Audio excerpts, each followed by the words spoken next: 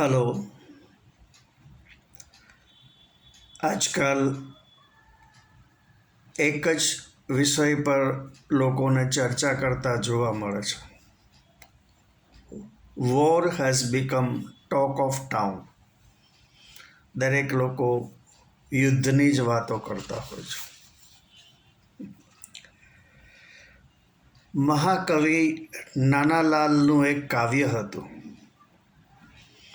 જેમાં તેમણે કૃષ્ણનો સંદેશો દોહરાવીને લખેલું કે પાર્થને કહો ચઢાવે બાણ, હવે તો યુદ્ધ એ જ કલ્યાણ.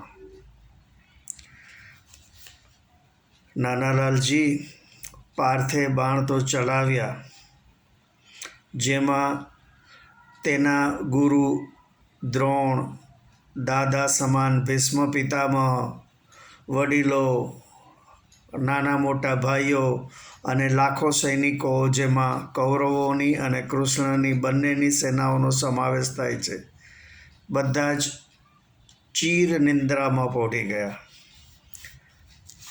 18 દિવસ સ્વર્ગ અને નર્કમાં એન્ટ્રીનું કામ સંભાળનારાઓને ઓવરટાઈમ કામ કરવું પડ્યું. તેમાંય સ્વર્ગમાં ગંગાપુત્ર ભીષ્મ અને ગુરુદ્રોણ જેવા વીઆઈપીઓની એન્ટ્રી થઈ હશે. આજકાલ આપણને પણ યુદ્ધના ભણકારા વાગે છે. બધા જ માને છે કે યુદ્ધ થવાનું છે. ભયસૂચક સાયરનો અને બ્લેકઆઉટના મોક ડ્રિલ થઈ રહ્યા છે. વાસ્તવમાં વેર લેવાની ભાવના, ગુસ્સો, ઉશ્કેરાટ અને અહંકાર જ મનુષ્યને યુદ્ધ તરફ દોરી જાય છે. યુદ્ધ એટલે વિનાશ, સર્વનાશ, રક્તપાત, મૃતદેહોના ઢેર, ઇમારતોના ભૂક્કા, વિધવાઓ અને અનાથ બાળકોની વૃદ્ધિ, વૃદ્ધોના સહારા છીનવાય, કેટલાય મા બાપ પોતાના પુત્રોને ગુમાવે, અબજો રૂપિયાનો ધુમાડો થાય, પારાવાર નુકસાન થાય. આમાં કોઈની જીત ન થાય, પણ માત્ર હાર જ થાય.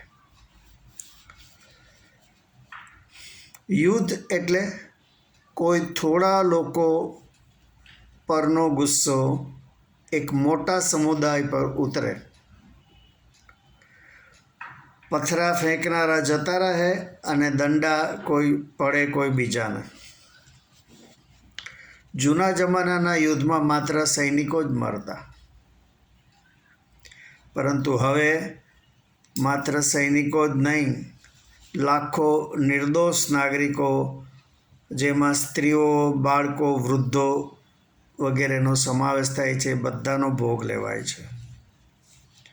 યુક્રેન અને હમાસના લાખો નિર્દોષ લોકો, જેમાં અશક્ત વૃદ્ધો, સ્ત્રીઓ, બાળકો અને બીમાર લોકો હશે, જેઓએ પોતાના ઘર-બાર છોડીને, નાસીને કોઈ અજાણ્યા સ્થળે મહિનાઓથી આશ્રિત બનીને રહેવું પડતું હશે, તેમની વ્યથા કોણ સમજી શકશે?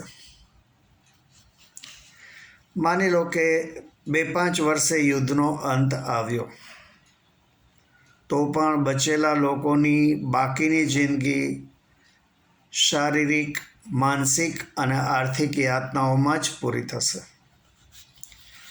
હજારો બહુમાળી ઇમારતો જમીનદોસ્ત થઈ ગઈ હોય, તેનું રિકન્સ્ટ્રક્શન થતાં કેટલા વર્ષો નીકળી જાય.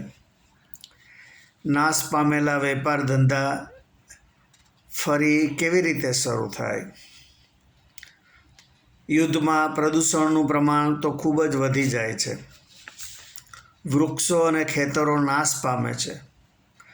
મોંઘવારી તો ખૂબ જ વધી જાય છે. છતાં પણ યુદ્ધની આવી ભયાનકતા ન સમજતા ઘણા લોકો પોતે ભલે કૂતરાથી ડરતા હોય, છતાં સંપૂર્ણ સલામત ઘરમાં સોફા પર બેઠા બેઠા ડાયલોગ બોલતા હોય કે ત્રાસવાદીઓને તો વીણી વીણીને મારવા જોઈએ, દુશ્મનના દાંત ખાટા કરી નાખવા જોઈએ. અમારી ઓફિસમાં પોળમાં રહેતો એક યુવાન એક વખત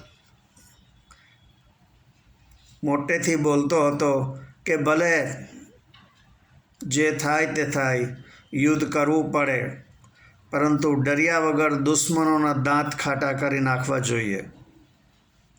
એવામાં આગળ બેઠા બેઠા હું ધીમેથી એટલું જ બોલ્યો કે ચારી સાહેબ આવ્યા. તે તદ્દન ચૂપ થઈને ફાઇલમાં મોઢું નાખીને કંઈક લખવા માંડ્યો. ત્યારે મેં કહ્યું કે તું પોતે ખાલી મેનેજરના નામથી ફફડી ઉઠે છે અને પાછો કાશ્મીર ઘાટીમાં ત્રાસવાદીઓને વીણી વીણીને ઉડાવી દેવાની વાતો કરે છે. ભૂતકાળમાં અનેક રાજા મહારાજાઓએ પોતાના ઘમંડી સ્વભાવને કારણે યુદ્ધો કર્યા, જેમાં લાખો નિર્દોષ સૈનિકોના જાન ગયા, અને પોતે તો રાજમહેલમાં સંપૂર્ણ સુરક્ષા હેઠળ એ આરામ ફરમાવી હુકમો છોડતા.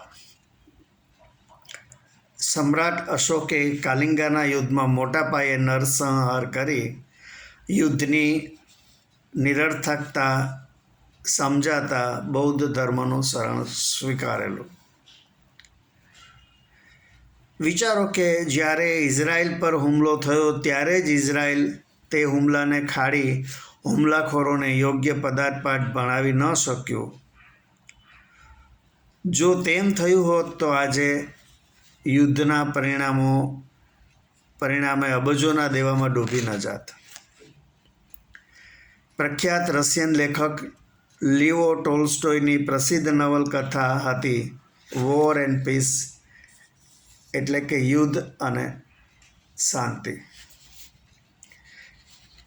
એક ત્રાસવાદી હુમલાનો બદલો લેવા અને દુશ્મનોને સબક શીખવવા ઇઝરાયેલે યુદ્ધ છેડ્યું અને તેમાં રોજનો કદાચ $400 થી $500 મિલિયન ખર્ચ થતો હશે.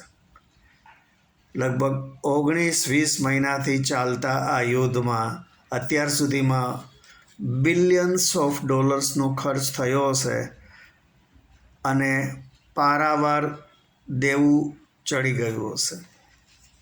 શું મેળવ્યું? શું ગુમાવ્યું? વેપાર ધંધા નાશ પામ્યા, ટુરિઝમ નાશ પામ્યું.